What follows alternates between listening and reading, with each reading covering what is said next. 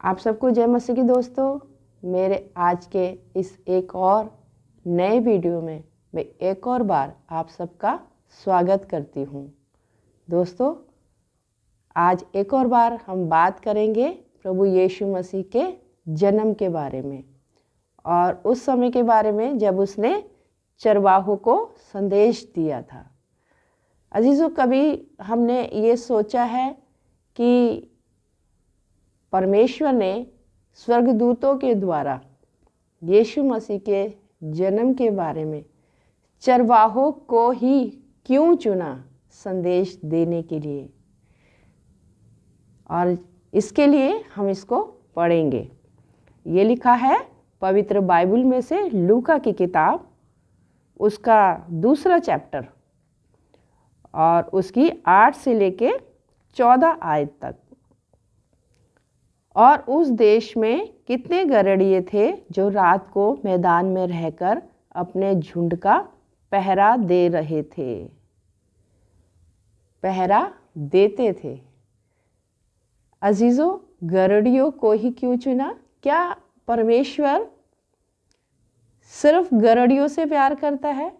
या अगर हम इसको दूसरे तरफ से देखेंगे, क्या परमेश्वर गरीब लोगों से प्यार करता है, कंगालों से प्यार करता है, धनी से प्यार नहीं करता? या जो आशीषित जो लोग होते हैं, संसारिक आशीषें जिनके पास होती है, क्या परमेश्वर उनसे प्यार नहीं करता? नहीं दोस्तों, हमारा परमेश्वर महान खुदा है, मनों का ज्ञाता परमेश्वर है। और परमेश्वर कभी भी पक्षपात नहीं करता, क्योंकि जब वो किसी को धन देता है, किसी को धनी बनाता है, तो वो धन, वो आशीषें उस व्यक्ति की अपनी वजह से नहीं होती, बल्कि परमेश्वर उसको धनी बनाता है। और यही कारण है कि जब कोई व्यक्ति धनी होता है या जब किसी के पास संसार की आशीषें होती है, तब क्या होता है? तब वो व्यक्ति जो है उन आशीषों में खो जाता है, संसार की चमक दमक में खो जाता है, अपने आप को इतना ज़्यादा उसके अंदर बिजी कर लेता है कि उसके लिए परमेश्वर के पास समय नहीं होता, और वो संसार के धन को ही सब कुछ मान लेता है। ऊपर से तो वो प्रभु के डर का दिखावा करता है, या वो बोलता है, या वो कहता है, लेकिन असल में परमेश्वर से कहीं ज़्यादा वो उन आशीषों पे विश्वास करता है, और उन परमेश्वर से वो दूर हो जाता है और उसे पता भी नहीं चलता कि वो परमेश्वर से दूर हो गया। और यहाँ पर जब हम देखेंगे, तो जब गड़ेड़ियों को परमेश्वर ने दर्शन दिया, तब क्या खास बात यहाँ थी? यहाँ लिखा है कितने गड़ेड़िए थे जो रात के मैदान में रहकर अपने झुंड का पहरा दे रहे थे। रात के मैदान में, रात के समय में, जो रात को मैदान में रहकर अपने झुंड का पहरा दे रहे थे, यानी कि बड़े मुस्तैदी से वो जगे हुए थे। हम जो साधारण जो लोग होते हैं, हम क्या करते हैं? हम पूरे दिन मेहनत करते हैं, या पूरे दिन हम अपने ड्यूटी पे जाते हैं, अपने कामों को करते हैं। महिलाएं अपने घर के कामों को करते हैं, जो जेंट्स लोग होते हैं वो बाहर जाते हैं, और फिर हम क्या करते हैं? उसमें पूरे दिन बिजी रहते हैं। जब अपने घर हम वापस आते हैं, हम खाते हैं, पीते हैं, बाल बच्चों के साथ आनंद करते हैं, और उसके बाद क्या करते हैं?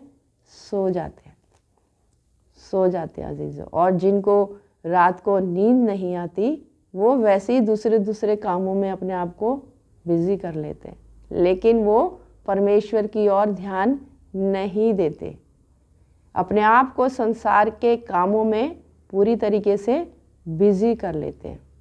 लेकिन यहाँ पर हम देखेंगे कि वो जो गड़ेड़िए जो थे, रात के समय में पहरा दे रहे थे, जगे हुए थे, सोए हुए नहीं थे, जगे हुए थे।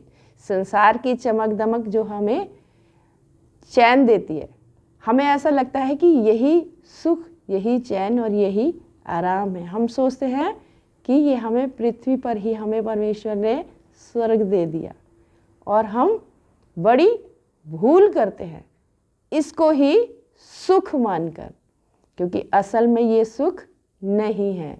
असल में जो है परमेश्वर की दी हुई शांति, परमेश्वर का चैन और परमेश्वर का आराम जो है वही असली सुख है, और वो हमें देना चाहता है। जब यहाँ हम देखेंगे, आगे हम पढ़ेंगे, तो हम इसमें पाएंगे कि गरुड़िए जो रात के समय में पहरा दे रहे थे, हो सकता है उनमें से कोई परेशान हो, हालात से परेशान हो, दुखी हो, लेकिन इसके बावजूद भी वो लोग जगे हुए थे और पहरा दे रहे थे, यानी कि उनकी नज़रें जो थी परमेश्वर के ऊपर थी। चाहे हम कितने भी कंगाल या कितने भी परेशान क्यों ना हो, जब हम अपनी नज़रों को परमेश्वर के ओर लगाए रहते हैं, जागते रहते हैं अजीजों। वचन क्या कहता है? जागते रहो, सतर्क रहो। क्यों? ताकि तुम परीक्षा में ना पड़ो। और जब यहाँ पर गरुड़िए जाग रहे थे, पहरा दे रहे थे, अपना जो काम जो था वो वफादारी से कर रहे थे। अब यहाँ पर एक और दूसरी बात है कि वफादारी, वफादारी का मतलब अपने काम के प्रति वफादार। हम अपने अंदर, हम अपने जीवनों में झांके कि हम किसके प्रति वफादार हैं। क्या हम अपने काम के प्रति वफादार हैं? क्यों काम के प्रति वफादार है? क्योंकि वो काम करके जो है हमें क्या मिलता है? धन मिलता है। यानी कि हम किसके प्रति वफादार हैं? धन के प्रति वफादार है। अजीजों, हमें धन के प्रति, काम के प्रति तो वफादार होना है, लेकिन इन सब से कहीं ज़्यादा ऊपर हमें परमेश्वर के प्रति वफादार होना है। इसके लिए हम चाहे कहीं भी क्यों ना हो, चाहे हम कहीं जॉब करते हों या चाहे हम घर में हो, चाहे हम किसी रिश्तों में क्यों ना हो, हमें वफादार रहना है। इसलिए क्योंकि हम प्रभु से प्रेम करते हैं, और जो जो आज्ञाएं और जो जो बातें परमेश्वर ने हमें कही है, हमें वफादारी से उसको मानना है। इसलिए नहीं मानना कि हम जब वफादारी दिखाएंगे तो क्या होगा, तो हमें जो है बहुत सारी सांसारिक चीज़ें मिलेंगी, लेकिन हमें वफादारी परमेश्वर के प्रति करनी है। और इसलिए करनी है क्योंकि ये जीवन जो है खत्म होने वाला है।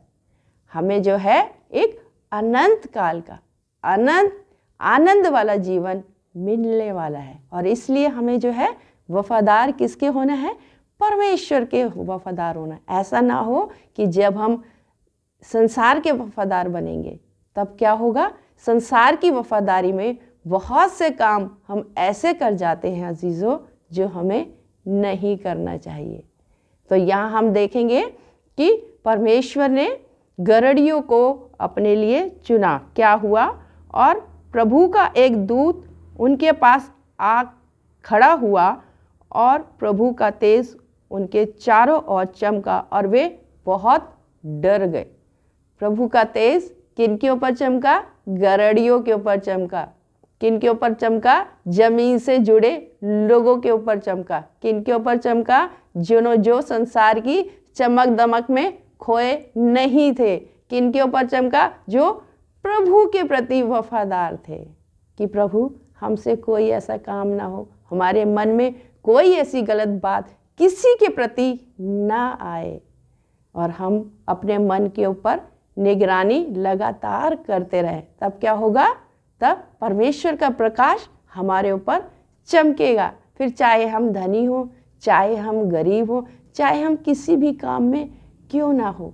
और तब क्या होगा? जब वो गरुड़ियों के ऊपर प्रकाश चमका, क्या हुआ? वे बहुत डर गए। उनके जीवन के जो संकट परेशानियां थे वो जो था उनको डराती थी। हमारे जीवन में भी बहुत सारे संकट, बहुत सारे परेशानियां आती है जो हमें डराती है, जो हमें रुलाती है, जो हमें परमेश्वर से दूर करने की कोशिश करती है। और ये लोग जो थे, जब परमेश्वर का प्रकाश उनके ऊपर चमका तो वे डर गए। क्या हुआ? तब स्वर्गदूत ने उनसे कहा, मत डरो, क्योंकि देखो मैं तुम्हें बड़े आनंद का सुसमाचार सुनाता हूं, जो सब लोगों के लिए होगा। तुम्हें सुनाता हूं। किस लिए सुनाता हूं? सब लोगों के लिए तुम्हें सुनाता हूं। किनको? जो जग रहे थे, जो अपना मुस्तैदी से काम कर रहे थे, जिनकी नजरें किस पर थी? परमेश्वर थी, परमेश्वर पर थी। जो किसके प्रति वफादार थे? परमेश्वर के प्रति वफादार थे। पैसा कमाने के लिए वफादार नहीं थे अजीजों। किसके प्रति थे? परमेश्वर के प्रति वफादार थे। और क्या हुआ? उन्होंने बोला, मैं तुम्हें, उसने कहा मत डरो, क्योंकि देखो मैं तुम्हें बड़े आनंद का सुसमाचार सुनाता हूँ। बड़े आनंद का सुसमाचार सुनाता हूँ। अब क्यों? अब जो है तुम्हारी जो संकट, जो परेशानियां हैं, जो तुम झेल रहे थे, जिसके बीच में तुम पड़े थे, वो खत्म होने वाला है, क्योंकि तुम चुन लिए गए हो। तुम्हारी वफादारी की वजह से तुम चुन लिए गए हो, क्योंकि तुमने वफादारी करी, क्योंकि तुम मेरे साथ, तुम संसार की चमक दमक में नहीं खोए। तुम्हें मैंने धनी बनाया था, तुम्हें मैंने बड़ा ओहदा दिया था, तुम उसके बीच में नहीं खोए। तुम्हें संसार ने अपने आप में नहीं ले पाया। इसलिए क्या होगा? मैं तुम्हें आनंद का सुसमाचार सुनाऊंगा, जो किस लिए होगा? तमाम लोगों के लिए होगा। तुम्हें सुनाऊंगा। और परमेश्वर ने गरड़ियों को आनंद का सुसमाचार सुनाया, उनको अपने लिए चुन लिया। आगे लिखा है, सब लोगों के लिए होगा कि आज दाऊद के नगर में तुम्हारे लिए एक उद्धारकर्ता जन्मा है, यही मसीह प्रभु है। तुम्हारे लिए उद्धारकर्ता जन्म ले चुका है अजीजों। 2000 साल पहले तुम्हारे लिए उद्धारकर्ता जन्म ले चुका है। आज तुम्हारे लिए आनंद का सुसमाचार परमेश्वर सुना रहा है अपने लोगों के जरिए से। जगह जगह लोग जा जाके गाने गा रहे हैं, रात को ठंड में घरों में घूम रहे हैं, बता रहे हैं कि तुम्हारे लिए उद्धारकर्ता पैदा हो चुका है। लेकिन हम क्या करते हैं? हम उसको आनंद के साथ सुनते हैं, खुद भी मगन हो जाते हैं, खुद भी गाते और बजाते हैं, बहुत खुश होते हैं। लेकिन फिर क्या होता है? फिर हम वापस अपनी चमक दमक में चले जाते हैं। लेकिन यहाँ पर क्या हुआ? यहाँ पर गरड़िए सुन के अनसुना नहीं करे। गरड़ियों ने उनके आनंद का सुसमाचार सुनाया, और जैसे स्वर्गदूतों ने कहा था कि वो सब लोगों के लिए होगा, और गरड़िए वहाँ पर गए। और लिखा है, और इसका तुम्हारे लिए यह पता है कि तुम एक बालक को कपड़े में लिपटा हुआ चढ़ने में पड़ा पाओगे। निशानी बता दी। हालेलुया, प्रभु की स्तुति हो। निशानी बता दी परमेश्वर ने, स्वर्गदूत ने, कि जाओ ऐसे ऐसे करके तुम्हें मिलेगा। अजीजों, आज परमेश्वर आपसे और मुझसे, तमाम लोगों से जिनके जीवन में जो है परेशानियां हैं, जिनके जीवन में कोई ना कोई दुख या मुसीबत या बीमारी है, आज परमेश्वर जो है हमें अपने आनंद का सुसमाचार सुनाना चाहता है। और उसकी पहली कोशिश यही है कि हम सोते ना रहे, संसार के भोग विलासिता में हम सोते ना रहे, संसार की चमक दमक में हम खोए ना रहे। अजीजों, तब क्या होगा? तब परमेश्वर, जब हम सतर्क रहेंगे, जागते रहेंगे, तब परमेश्वर का सुसमाचार जो है हमारे लिए है कि एक उद्धारकर्ता हमारे लिए जन्म ले चुका है। वो तैयार है हमें उद्धार दिलाने के लिए। हमें क्या करना है? जमीन से जुड़े रहना है। यदि हम धनी हैं, यदि हम आशीषित हैं, यदि हम ऊंचे ओहदे पे हैं, तो हमने क्या करना है? दिखावा नहीं करना दोस्तों। हमें क्या करना है? हमें उस धन को, उन आशीषों को, उन तमाम लोगों के लिए जरिया बनाना है जिनको जो है उनकी ज़रूरत है, या हमें ऐसे तमाम लोगों के काम आना है जो परमेश्वर की ओर ताकते हैं। ज़रूरी नहीं है कि यदि हमारे पास धन नहीं है या यदि हमारे पास अच्छी नौकरी नहीं है तो हम किसी के लिए कुछ नहीं कर सकते। अजीजों, आज परमेश्वर हमारे लिए, हमारा उद्धारकर्ता जो है जन्म ले चुका है। वो स्वर्ग में बैठा है, वो बहुत प्यार से हमारी ओर देख रहा है, वो लगातार हमारे लिए चिंता करता रहता है। जब हम पृथ्वी पर रोते हैं, घबराते हैं, परेशान होते हैं, या जब कोई हमें बरगलाता है, जब परमेश्वर की ओर से हमारी निगाहें हटाने की कोशिश करता है, तब क्या होता है? परमेश्वर हमारी चिंता करता है और क्या कहता है कि डरो मत, क्योंकि तुम्हारे लिए उद्धारकर्ता जन्म ले चुका है। तुम्हें किसी भी बात से डरने की कोई भी जरूरत नहीं है। बस क्या करो? सावधान रहो, सतर्क रहो। किससे सतर्क रहो? संसार की ऐसी चीजों से जो तुम्हें परमेश्वर से दूर करती है। अजीजों, उस धनी के विषय में आपको याद होगा जिसने बहुत धन कमाया, बहुत आशीषें ली, और फिर जब उसने कहा अब इसको जो है मैं बहुत सारे जो है इसके लिए और जगहें बनाऊंगा कि मैं इसको इकट्ठा कर लूं, तब क्या हुआ? परमेश्वर के दूत ने उसको बोला, हे मूर्ख, आज ही रात जो है तेरा प्राण ले लिया जाएगा।